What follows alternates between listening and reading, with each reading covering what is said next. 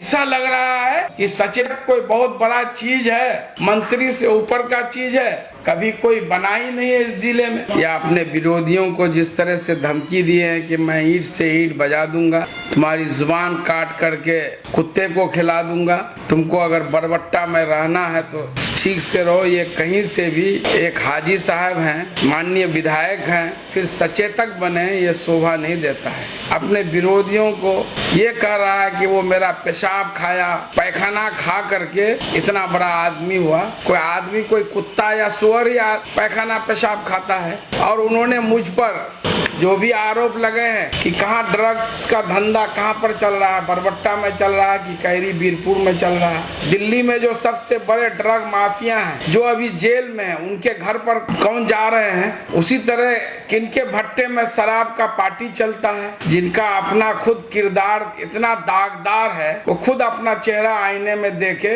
कि थिएटर में कौन डांस कर रहा था, जुआ अड्डा में कौन जुआ खेल रहा था, सिनेमा कौन चला रहा था, उसके आगे जो है कौन दारू पी रहा था। तो जनता तो सब जानती है, कौन इंदिरा आवास का पैसा गबन किया, कौन शौचालय का पैसा गबन किया, कौन वृद्धा पेंशन का पैसा गबन किया, कौन मदरसा में नौकरी के नाम पर पैसा बेरोजगार युवाओं का हड़प के रखा, कौन पंचायती के नाम पर पैसा जमा है और गरीबों को जो पंचायती इम्प्लीमेंट हो गया उसको पैसा नहीं लौटा रहा। और मेरे ऊपर अगर कोई एक आदमी कह देगा, कोई एक पब्लिक कि मैं किसी से 5 रुपये भी लिया हूँ किसी काम के बदले में, तो जो सजा जनता तय करेगी उसको मैं भुगतने के लिए तैयार हूँ। आप जिस गाँव से ताल्लुक रखते हैं, आपके सराय गाँव के ही कितने ट्रक वाले हैं, बालू वगैरह का मैंने गिट्टी ढोते हैं, कितना बार उन लोगों का गाड़ी पकड़ा गया, कौन छुड़वाने का काम किया, पूछ लीजिए। आपको मैं दूसरी जगह नहीं जाना कहूंगा। उसी प्रकार सरफराज है एक सोनथा का, उसके बालू गाड़ी से मात्र 500 रुपये लिया था।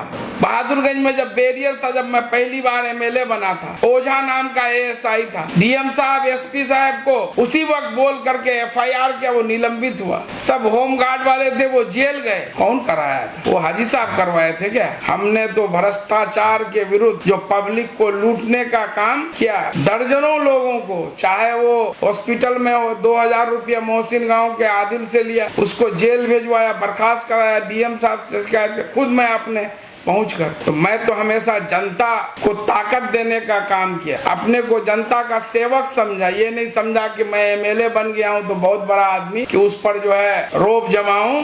कोई एक आदमी नहीं कर सकते, मेरे विरोधी भी नहीं कर सकते। मैं तो दर्जनों लोगों को अवैध वसूली से लेके एंट्री माफिया से लेके कार्रवाई कर दी, और जो आरोप लगा रहे जरा उनसे बात कर लिया। मैं अभी आपके मोबाइल में आपको दिखा रहा हूँ जो लोगों से मैसेज हुआ। जो आदमी खुद दागदार है, ऊपर से नीचे जिनका चेहरा दागदार है, हज करके आते तो आदमी अपने पीछे को भूल जाते हैं। आप देख लीजिए साहब, कभी मैं किसी विरोधी को कह सकते हैं कि हम जो पब्लिक में ये धमकी दे रहे हैं कि तुम सुधर जाओ, बरबट्टा में रहना है तो ठीक से रहो, तुम्हारा जुबान काट के कुत्ते को खिला देंगे, तुम्हारा ईंट से ईंट बजा देंगे। अपने रिश्तेदारों को भी धमकी दे रहे हैं जो लोग हम लोगों के समर्थन में हैं। तो ये गुंडा राज नहीं तो क्या है?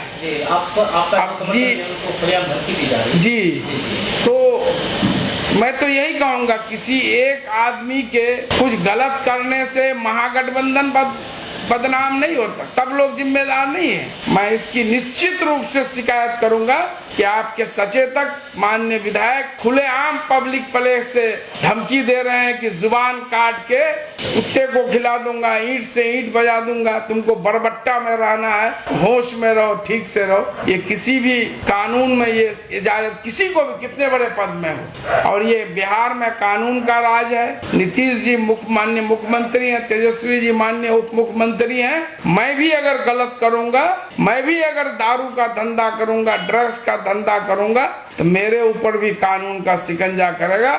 सचेतक साहब भी अगर किसी को धमकाने का काम करेंगे, उस पर भी जो एक आम आदमी पर होता है कानून के नजर में, सब उस पर भी होगा। इसलिए इन बातों को मैं जो अपने पार्टी के शीर्ष सब तक मैं कल फोन से भी बात किया और ले जाऊंगा कि इस तरह के लोगों के उलूल जलूल बयान से, धमकी से हमारी महागठबंधन 2 की जो सरकार है वो कलंकित हो रही है। हम लोग कहाँ कभी महागठबंधन के किसी आरजेडी का हम लोग विरोध कर रहे हैं क्या? कांग्रेस का विरोध कर रहे हैं क्या? या जो भी पार्टी है, मैं एक पार्टी का जिम्मेदार हूँ। पार्टी ने मुझे प्रदेश उपाध्यक्ष बनाया है, तो मेरी काम क्या है? अपने पार्टी संगठन को मजबूत करना।